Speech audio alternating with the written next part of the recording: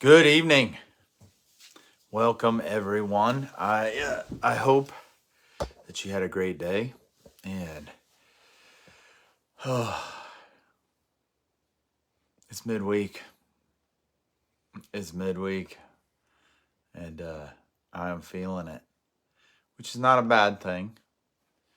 I'm fixing one more thing, sorry here.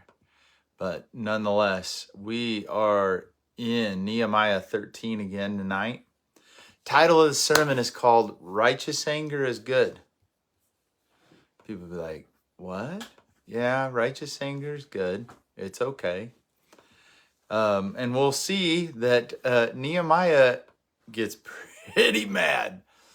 Nehemiah gets pretty mad tonight. And there are things that he does that I don't know that the American church would welcome, but they might be deserved. They might be deserved. But nonetheless, we're only having 2 points tonight. I know. I kind of wanted to teach this on a Sunday morning, but I guess we're going to roll with it tonight. But 2 points. I know. Normally I give you 3. It looks like this. Tonight I'm only giving you 2. So shock, dismay, horror, but nonetheless. So point 1, covering verses 15 through 22. We must deal with issues with the mind of Christ. It's going to be super long since we only have 2 points. I have like 3 pages of notes just on 2 points. I don't even know. That's not true, by the way. But we must deal with issues with the mind of Christ, verses 15 through 22. And here's the interesting part. People don't like to feel shame. And I think that's pretty normal, and that's probably been throughout generations. But if shame is the reason that we avoid correction, then man, I don't, maybe you can define that for yourself, but I don't think that that's a good omen for things to come. I think if our flesh is leading the way and we decide that certain things are inconvenient and shouldn't be in our lives, well, then we're going to constantly be inconvenienced. We're going to constantly be dealing with disappointment and discomfort and distress and you name it. When we believe the rules don't apply to us, there's trouble and more on the horizon. And so if we can slow down and to begin to consider the weight of our behavior, our reactions, whatever it is, you name it, then maybe things start fitting together. And it is important that we, in our responses, consider what it is that Christ said, that there are points and times where we have issues in our own eyes that are obscuring our vision of what's really going on. And so to have an identity, follow me here, we blow things out of proportion. All right? We blow them way out of proportion for the sake of ourselves. And we do it as a distraction. We do it as a portion of our identity or whatever else, but we're obscuring what it really would do if we got alone with God. And that is, there are going to be issues in heart and mind that we have to wade through and come to clarity. And if we're unwilling to resolve them in ourselves and only willing to resolve them in others, man, that is not going to be a relationship with Christ that is going to be fulfilling. We're going to constantly be fighting, and we're going to need those fights to define us and to really, we're going to build a home full of war. And those are not things that you want to do. And as Nehemiah is coming into this situation, he's bringing significant levels of correction, or else what? Or else they're going to live at war. They are going to be destroyed. And so righteous anger fits here. First thing he has to deal with is the fact that they're doing business once again on the Sabbath. Point 2 tonight, rebels cannot be babied. Verses 23 through 31. Not everybody declares their sin rebellion. People will give it a mistake. I listened to something the other day where there was a defense being made by one for the sake of a family member, and it had to do with addiction. And so their argument to someone else was that dependence did not equal addiction. And the other party said, well, I don't mean to make light of what you're saying, but to a degree, you have to accept that the word dependence is, in essence, the declaration of addiction. And the party that was being spoken of is well known in many circles as it relates to, psychology and behavior and whatever else. And so even some of these individuals who express great amount of brilliance can have hearts that are absolutely in unrest at every point. And so when Nehemiah comes back, he had given some pretty explicit orders. And in fact, in Deuteronomy, we'll use this section tonight. God had declared, if you follow what I'm telling you, I will make you great in the sight of all. And obviously the children of Israel didn't keep doing this. They had points, man, that they were riding high. And Nehemiah even references Solomon. But this intermarriage, this intermingling, and so, believer with unbeliever, if you will, it's a contamination, and we can face it in our relationships. We can face it in our homes. We can also face it in our church, to the point that we paralyze the significance of the works of the church because we're so busy watering everything down to the point that it has no impact. We need preaching once again that draws attention to our hearts and gives us a choice. And when I say rebels cannot be babied as a point, you'll follow me here tonight. Listen to what they are doing versus what they have been told. Listen to the divisions that it creates. And I want to say this in love. If you believe that, and follow me here, I'm going to go out on a limb right off the bat, okay? If you believe that harsh answers are never needed, then you're failing to understand the differences between people, and you're viewing the world through the window of how you would want to receive information. And so in that challenge, one, you have to accept that harsh answers are going to be needed, okay? The other side of that is that if it's your view they're never needed, can I ask you to review the things that have been said to you in your life in mellow tones that changed your path? And maybe there's some, but what did it take you to get to the point you were willing to receive them? You know what I mean? Sometimes we got to be beat up pretty good before we're willing to take the soft answer. Do you follow me here? Like, we're going to take a lot of poundings first before we realize that soft answer was a blessed thing. Like, typically when we're in rebellion, typically when we're angry, typically when we're way out over our skis and afraid, we'll run over those who speak softly. Nehemiah is getting in their way purposely to stop them.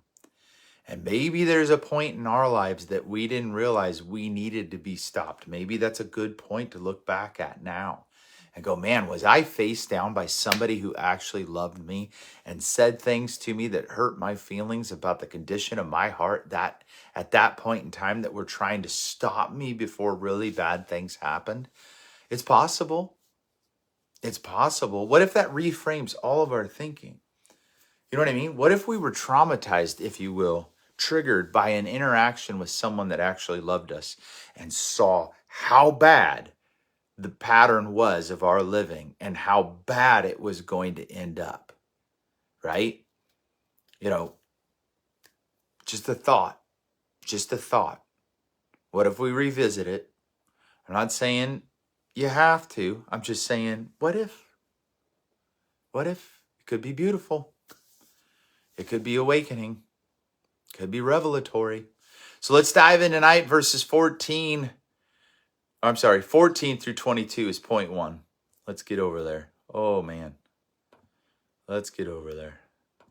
It helps if I reset my computer so that we're actually in the passage we want. There we go. There we go. Verse 14. As tithes are restored, listen how he prays here. Remember me for this, my God, and do not wipe out my loyal deeds, which I have performed for the house of my God and its service. Verse 15. In those days I saw in Judah people who were treading wine presses on the Sabbath. Okay, so we have a restoration of the house as it relates to the tithes. Now we're talking about restoring the Sabbath again. You say, how does that correlate with the way that we're living now? We're called to rest. We're called to remembrance. Paul says, listen, don't let anybody shame you for a particular day, because one man's Sabbath is different than another as it relates to rest. But are we coming to a place of remembrance? At this time, they were ordered. And in Deuteronomy, we'll read that they were to follow these commands. And God moved against them because they were unwilling to toe the line. They didn't want to be great. That's the whole thing. God said, if you do these things, I'll make you great. They proved they didn't want it. Maybe we have in one way or another. Maybe God's had all of these promises laid out before us and we went, nah, I'd rather sin. I'd rather sin. And bringing in sacks of grain and loading them on donkeys, as well as wine, grapes, figs, and every kind of load. And they were bringing them into Jerusalem on the Sabbath day. So I admonished them on the day they sold food. Also, people of Tyre were living there, who imported fish and all kinds of merchandise, and sold them to the sons of Judah on the Sabbath, even in Jerusalem. Then I reprimanded the nobles of Judah and said to them, what is this evil thing you are doing by profaning the Sabbath day? Verse 18, did your fathers not do the same thing? So that our God brought on us and on this city all this trouble. Yet you are adding to the wrath against Israel by profaning the Sabbath. So his anger was pointed towards what? What do we find? He says the end result of your behavior is destruction. You are antagonizing God, if you will. You are mounting on top of us not only the burden that we have in our daily living, but now the burden of God's wrath, right? If we just follow his commands, if we just obey, these things have a way of leveling out. But you're wanting to be like everybody else.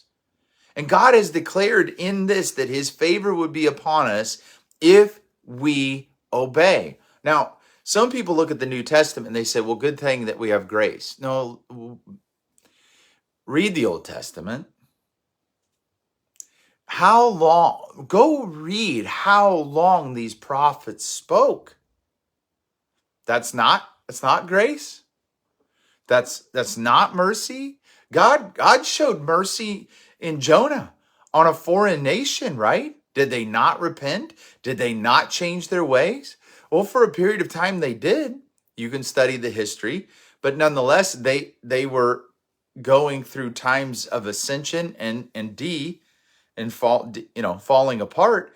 And nonetheless, God sent Jonah into that situation saying, hey, there are children in this city who need to hear and know about me. They don't know their right hand from their left, or their right hand. I'm backwards, the left. Verse 19, and it came about that just as it became dark at the gates of Jerusalem before the Sabbath, I ordered the doors be shut. How many people were inconvenienced by obedience? Obedience is going to be an inconvenience. It 100% is, right? Until our hearts reformed and we understand the difference. Okay. Initially, obedience is going to be inconvenient. Now, some people, man, initially they are on fire. I walked into a situation today just talking to people, and as soon as I walk in, I hear them playing Christian music and worship music and whatever else while they're doing this job. And one of the individuals there was talking to me about God and about how great it was, and we're kind of bantering back and forth, and I'm agreeing with him. And I could tell that he's in a season where he is on fire, but he is surrounded, if you will, by people who are encouraging this and pushing this forward. And I think that's fantastic. I don't have an issue with that. And as your walk develops, I would encourage you not to lose that. But nonetheless, there are going to be points where your feet hit the ground and you're having to learn to walk on your own. Now, that doesn't mean that's not a curse. That's real life. We come from high points to lows at times, and you'll see this with the story of Elijah, where there's great victory, and then he's threatened once again. You know, here he is on a high point, and then his life is at risk, right? And these are things that we go through, which is why perseverance and consistency are so necessary. When Nehemiah comes into this situation, is he finding consistency or inconsistency? Is he finding a desire for God or a lust for destruction? And he's confronting that lust for destruction. People say, how would you possibly lust for destruction? Because you hate being obedient. You love disorder. That's a lust for destruction. I don't know what else you would call it. What would you call it? What would you call it? Grace covers us as we try our hardest to be obedient. Grace is not the thing that covers us as we do whatever we want. Grace is about obedience. It is unmerited favor, which means we get to learn obedience to a holy God.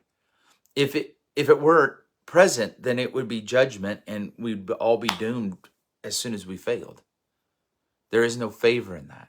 Yet God grants us this opportunity to abide in him and overcome darkness and defeat. That is grace. That's mercy. All of this is interrelated, and some would like to make it so complicated. It's not that complicated. It really isn't. It fascinates me that people want to make the simple complicated and the complicated simple. I think you can explain the complicated simply, and it remains complicated. But to complicate the simple means that you don't have a love for the basics. You want to hide them. You want to obscure them. And you end up philosophizing instead of just learning.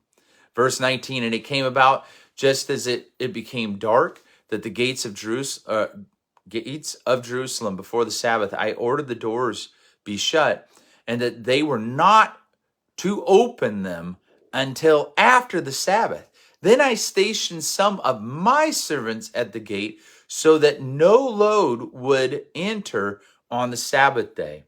Once or twice the traders and merchants of every kind of merchandise spent the night outside Jerusalem. Then I warned them and said to them, why do you spend the night in front of the wall?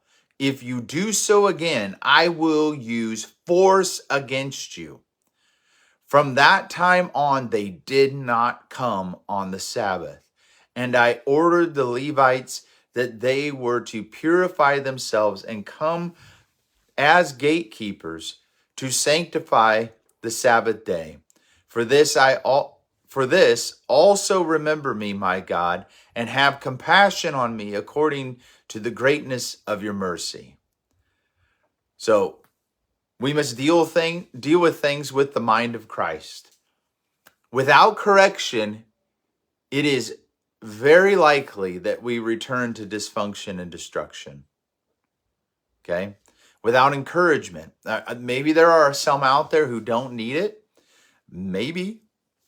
But usually, if we're paying attention, God will bring people into our life, if we're praying for them, who will tell us the things that we don't want to hear. In our flesh, we can often justify doing away with anything that inconveniences us, even to the point of doctrine. And I think the influence, and we've talked about it before, of kind of giving it a rest, because I think if you're looking around, you're seeing in many ways that this idea of Calvinism is kind of dying. That's my belief. However, I think it has permeated a lot of the doctrine today. And the overarching, cover of such is kind of disappearing, but we still have it intermingled in doctrine. And I'll say this, whether it be Augustine, Calvin, and Piper, who's common day, all of these individuals seem to justify evil and liken it unto good. And it's a very disturbing thing. Okay. I've heard Piper talk about even things as sensitive as molestation and how God intended and let it happen for the sake of good coming out of it. Okay. No. And that's how weird it gets, to the point that Calvin could justify the murder of people, not just anybody, okay, which wouldn't be okay, but these were people that were known to him, that he was having killed for heresy because they disagreed with his personal doctrine. Listen, psychos, you can't follow people who did that. All right, who justified that. That's a level of arrogance and narcissism that probably got the guy thrown in hell at the end of all of this. Okay, you're like, no way. Are you? Yes way. There's a big difference between Paul's conduct and this. Paul slept, if you will, probably very difficult. He probably had difficulty sleeping at times because he remembered and he could hear it. How then do you deal with a man who was known to struggle with anxiety and all kinds of other issues, like Calvin, who sent people to their death as a Christian, not as a Jew persecuting the church in ignorance, as a person with revelation? Okay. You see, if we have the mind of Christ, we will endure discomfort and we will reject darkness. Christians, listen. If you're wondering how you begin to undo the things that God has done, it is a love and a lust for darkness. You can't dabble. Listen, men of God, you can't dabble. If you're watching these cartoons still, these anime things and any number of stuff, if you're playing Dungeons and Dragons and watching movies with a bunch of witchcraft and whatever else, listen, men of God, you're allowing that into your home. I don't care if you're a Christian. I don't care if you're church going. If you are allowing demonic things into your home, you are ultimately going to cut your own legs off out from under you. And people say, well, no, I'm now belong to Christ. Okay, quick question. What do those two things have in common? What is your concentration on? You're saying, well, these are things I've done since I was a kid. Paul said there was plenty of things that he had done since he was a kid. Except there came a point in time that when he became a man, he thought like a man. And if you're opening the door for demonic strongholds and you're saying, well, I don't have any issue here because Christ is going to cover me, it doesn't work like that with any other sin. It doesn't. It's rebellion to allow such things back into your home. Don't think it's not. It will take hold if you allow it. And people go, no way. Stop. Just think for a minute. Stop arguing in heart and mind over it. Think about it. You are challenging him. You are focused on things of darkness and claiming to be of the light. It doesn't work like that. Why would you want that in on your kids? Why would you want these declarations made that you're going to take time for such things to be invited into that atmosphere? Nehemiah is addressing very similar attitudes because we'll find in the next section that we're back to marrying foreign wives. Foreign wives with different gods, with children who serve a split household, if you will, who do not even speak the language of the children of God. Some do, some don't. Some speak this, some speak that.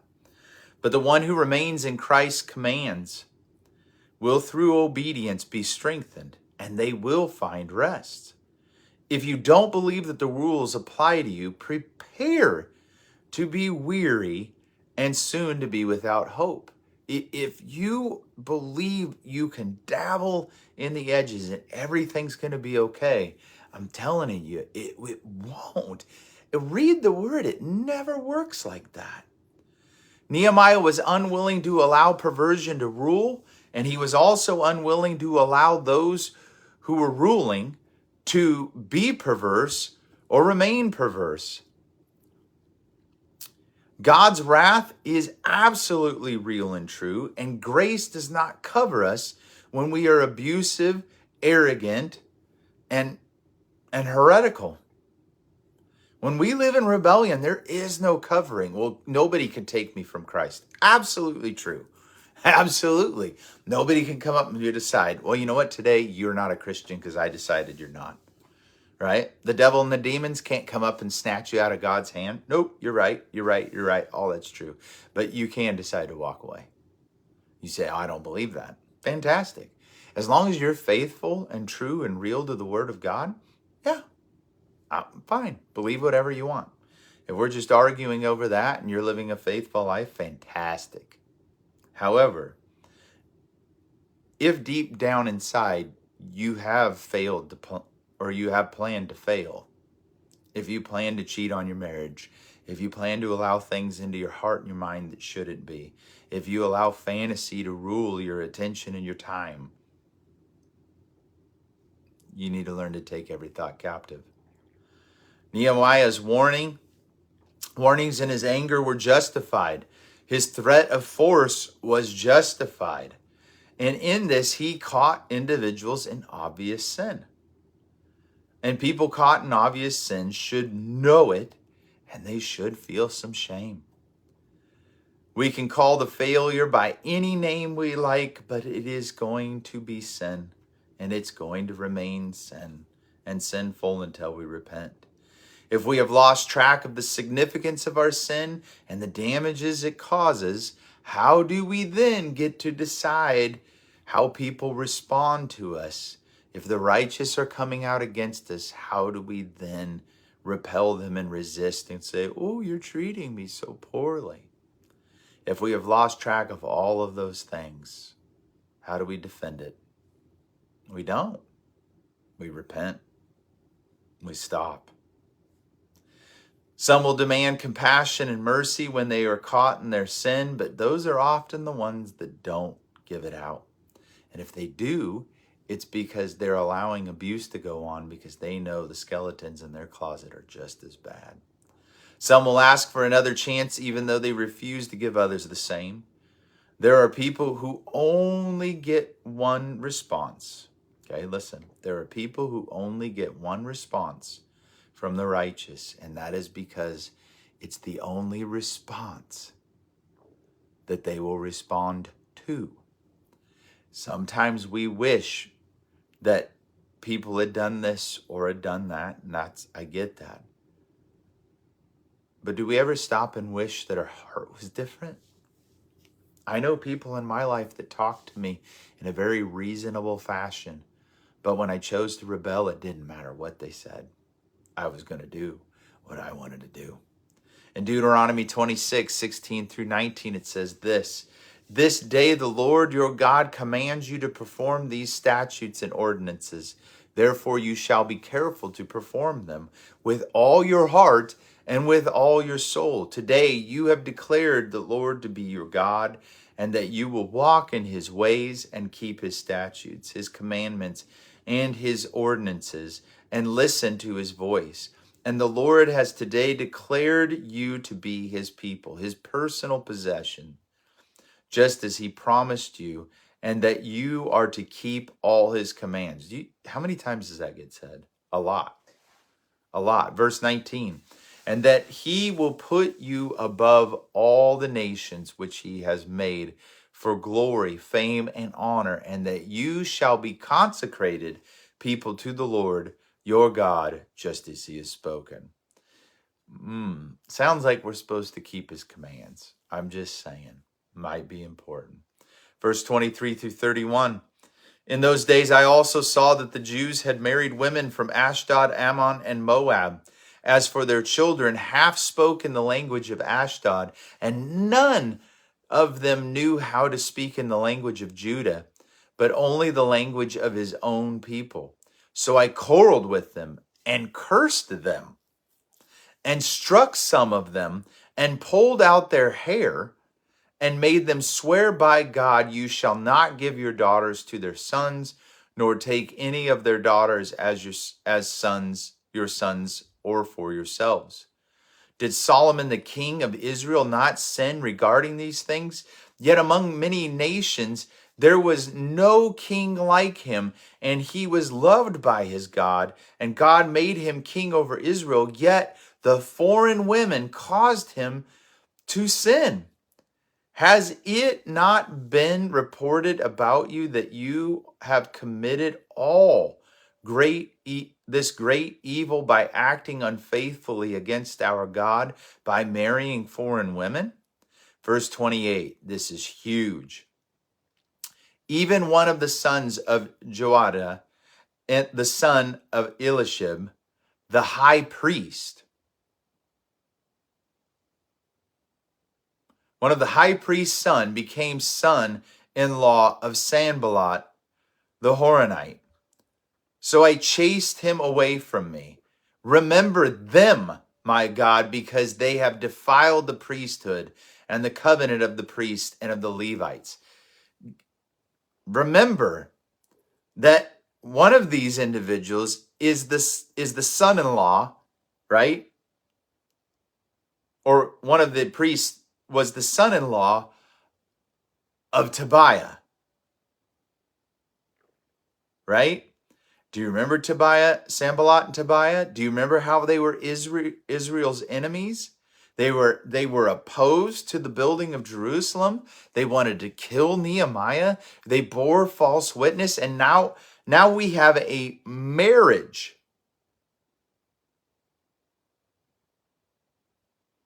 to the other party. So Tobiah, if you go back to the first part of this chapter, right? Tobiah is expelled in verse 4. Now, prior to this, Eliashib, the priest, who was appointed over the chambers of the house of our God, being related to Tobiah, had prepared, I believe he was his son-in-law. I might be wrong, but I believe that's what I had prepared a large room for him, where previously they used to put the grain offerings, the frankincense, the utensils, and tithes of grain, wine, and oil prescribed for the Levites, the singers, and the gatekeepers, and the contributions to the priests. But during this time, I was not in Jerusalem, for in the 32nd year of Artaxerxes, king of Babylon, I had come to the king. After some time, however, I requested a leave of absence from the king, and I came to Jerusalem and learned about the evil that Eliashib had committed for Tobiah by preparing a room for him in the courtyard of the house of God. It was very displeasing to me, so I threw all of Tobiah's household articles out of the room. Then I gave an order, and they cleansed the rooms. Now you have possibly here a relative, again, the son, marrying into Sanballat's family. People, listen, I'm not saying we are guilty of this, okay? But in our hearts, what are we married to? What is dividing us from a 100% full out relationship with Christ in every aspect?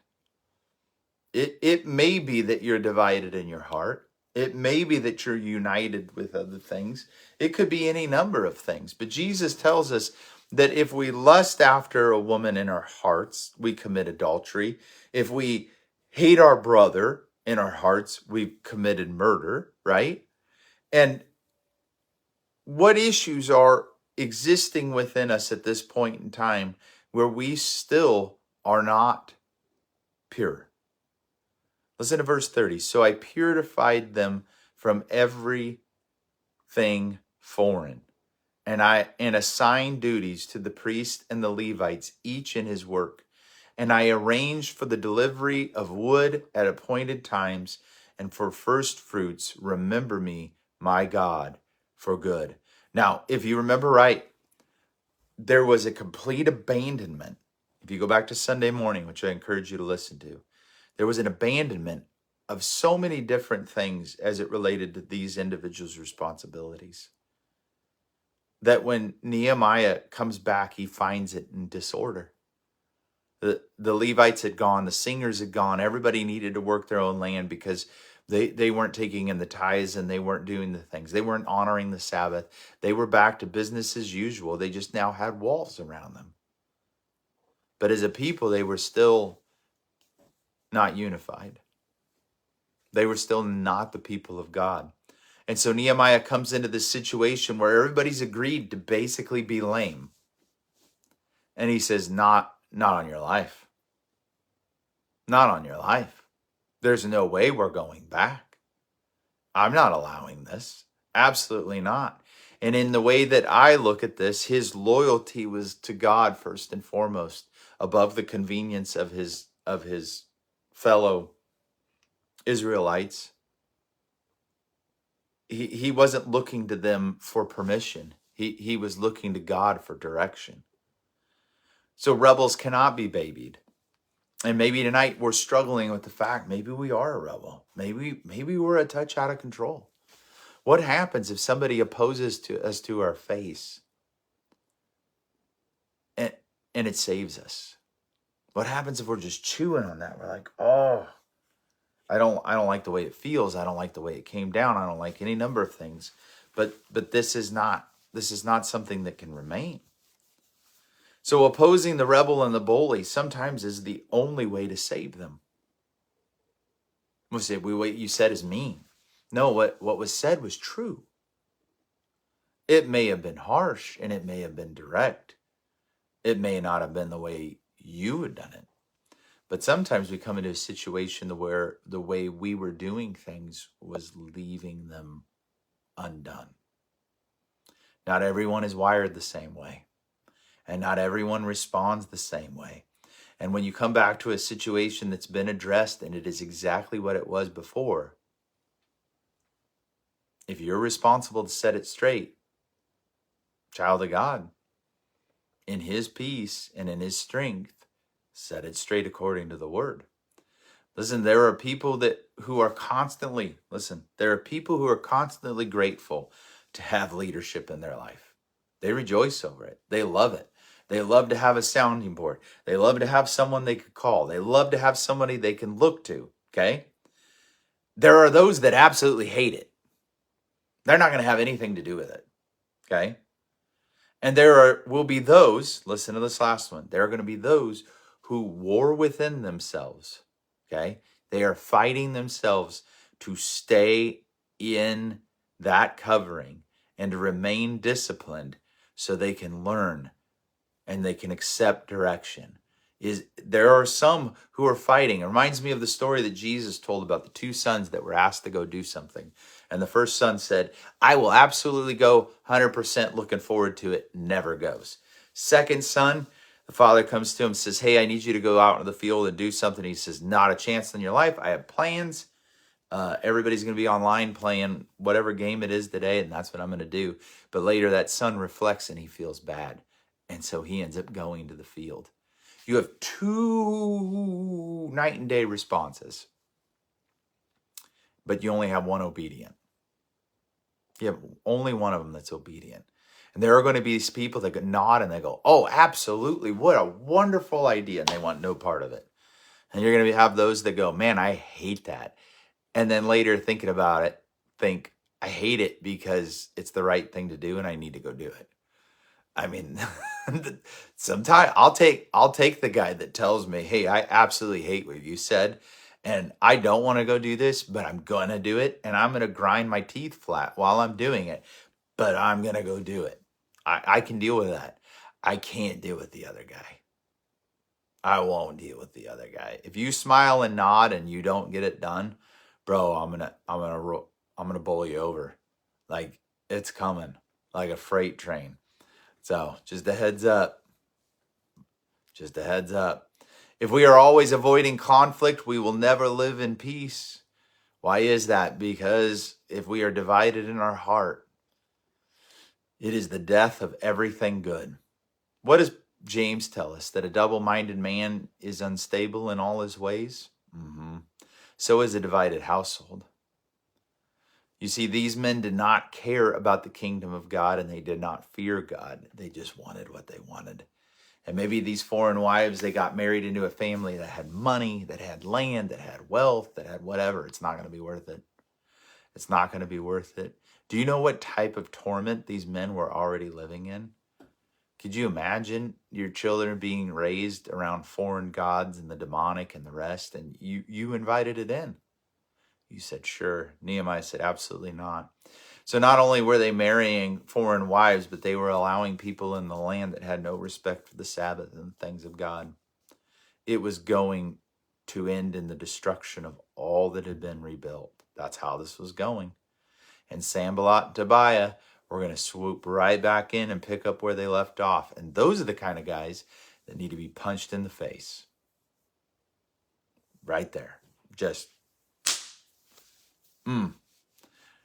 Nehemiah's response would be judged by some as severe, but it would usually be those who were too proud to accept their way was not going to work.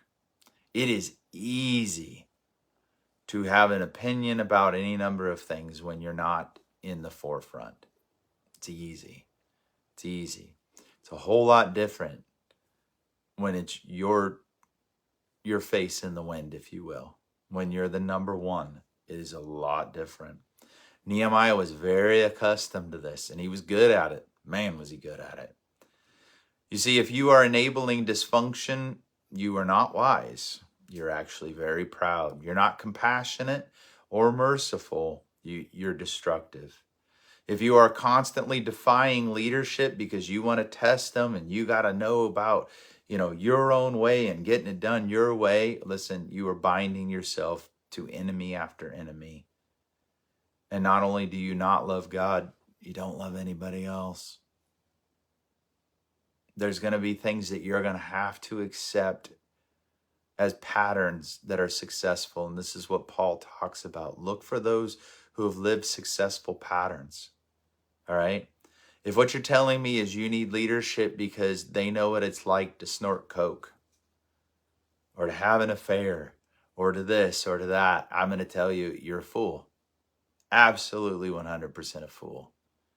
If what you're looking for is people to identify with your sin instead of teaching you to submit to the Savior, you're a mess.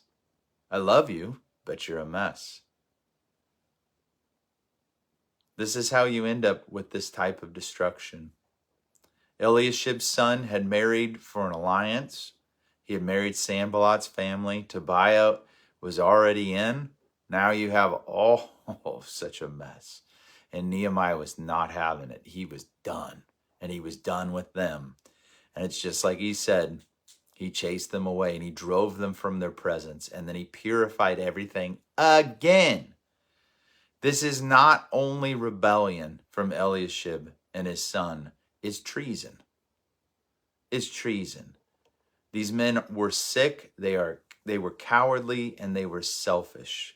And remember, these individuals, Eliashib and the rest, are benefiting from all the hard work that Nehemiah had put forward. I read it, sorry. But Tobiah and Sanballat, they wanted to kill Nehemiah. And yet you have two Levites who betray everyone for the sake of themselves. Such bad examples, such terrible leadership. And in the church, we have to watch for this because we need to be careful about what we're actually building. Are we building a church that Christ can be the head of, or are we building a church that only is for us? Because we are the church. And if he is not the head of such, then we are nothing at all. We are his bride. Absolutely, absolutely to be in subjection to him. Excuse me. Paul led churches where dysfunction had been present, and he expelled those who would not humble themselves, and then he exalted those who were humble. Jesus said the church was to be a place of order and that he is a God of order. We cannot defile the church. We cannot defile the communion or the community for the sake of our own will and expect anything to go well. We cannot bind ourselves to what is known to be evil and treacherous and expect anything but discipline, direction, and possibly to be denounced, which, in case you need to know, is to publicly be declared wrong or evil. In 2 Corinthians, Paul points this out in chapter 6, verses 14 through 16. He says this to the people, listen, do not be mismatched with unbelievers. For what do righteousness and lawlessness share together? And what does light have in common with darkness? Or what harmony does Christ have with Belial? Or what does a believer share with an unbeliever? Or what agreement does the temple of God have with idols? For we are the temple of the living God, just as God said, I will dwell among them and walk among them, and I will be their God, and they will be my people. I'd ask you this tonight.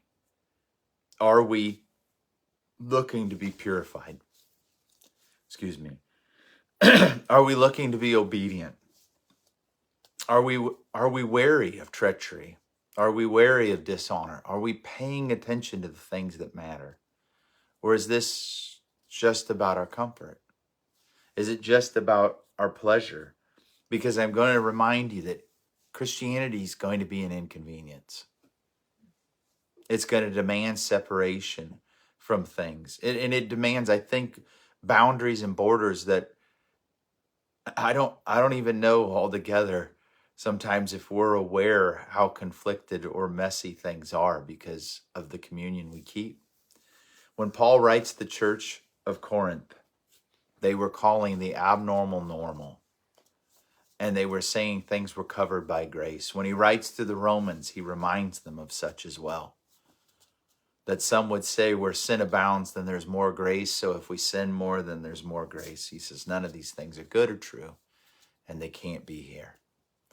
Tonight, as you lay your heads to rest, pray and say, Lord, the areas of my life that are still out of bounds, I want to put on the table and apologize. For those things that are still dysfunctional and look functional, I want my eyes opened and my understanding washed with your blood so that I'll be cleansed and I'll be aware. Don't be afraid of finding out you're wrong. Be afraid of staying wrong. Be wary of not loving and respecting God. Remember, it is the fear of the Lord that is the beginning of wisdom. Some would say, I don't want a relationship with God that revolves around such, I don't want to consider his wrath or his anger. Well, I think maybe you should do a little bit more work in the Word, and you'll see that that's all there. And that he never does anything apart from his love. That his mercy and his grace and his power are available. Don't take it for granted. Don't take it for granted. I pray that I see you this Sunday morning, 11:15 at the Eagles. And take a deep breath. God's working this all out. Praying for you. See you soon.